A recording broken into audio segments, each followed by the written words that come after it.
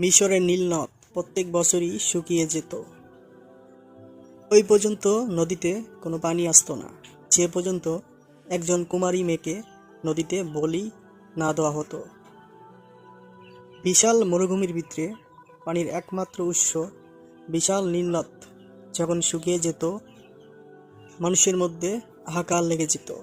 ফসলি জমি, গৃহপালিত পশু সব কিছুই মৃত্যুর পথে উপনীত হতো। মিশরের গভর্নর এই বিষয়টি হযরত খলিফা ওমর রাদিয়াল্লাহু তাআলাকে জানালেন। নরবলির মতন এই ইসলাম বিরোধী কাজটা কিভাবে বন্ধ করা যায়।